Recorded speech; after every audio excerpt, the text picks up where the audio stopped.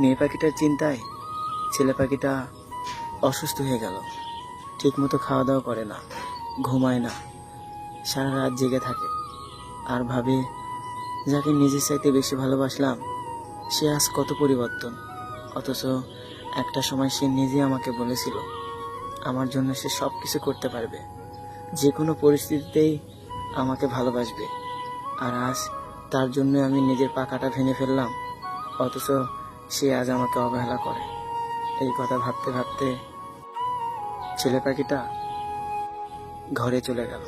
তারপর রাত হয়ে গেল, অথচ মেয়ে পাখিটা একবারও জিজ্ঞাসা করলো না সে কেমন আছে। তারপর ভোরে মেয়ে পাখিটা ছেলে পাখিটাকে না বলে সেই চলে গেল অন্য একটা পাখির কাছে। ছেলে পাখিটা জানার পরও কিছু বলল না, শুধু চুপচাপ থাকলো আর ভাবলো আমাকে ছাড়া যদি তুমি অন্য জায়গায় ভালো থাকো তাহলে তোমাকে ডিস্টার্ব করব না। এই কথা ভেবে ছেলে পাখিটা চুপচাপ শুয়ে পড়ল।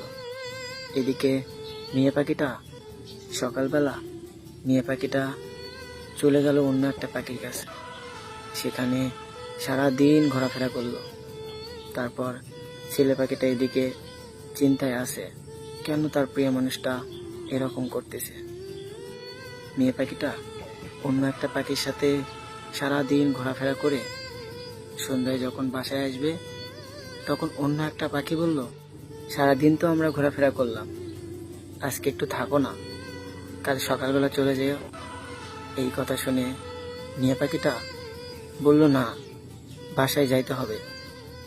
সে পাখি বলল, না, আজকে তোমার থাকতে হবে।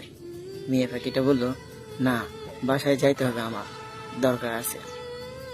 ওইদিকে ছেলে পাখিটা মেয়ে পাখিটার জন্য অপেক্ষা করে আছে। দুপুরবেলা খাওয়া দাওয়া করেনি, কখন সে আসবে একসাথে খাবে, কিন্তু মেয়ে পাখিটার সেগুলো কথা মনেই নেই।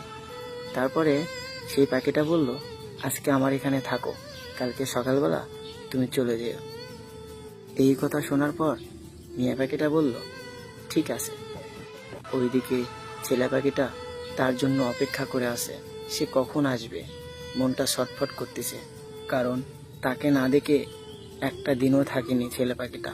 যখন সন্ধ্যা গড়িয়ে এলো তখন ছেলে পাখিটা চিন্তা করতে শুরু করলো কেন তার প্রিয় মানুষটা আসতেছে না। তাকে না দেখতে পেয়ে ছটফট করা শুরু করলো। যখন রাত হয়ে গেল তখন ছেলে পাখিটা কান্নায় ভেঙে পড়ল।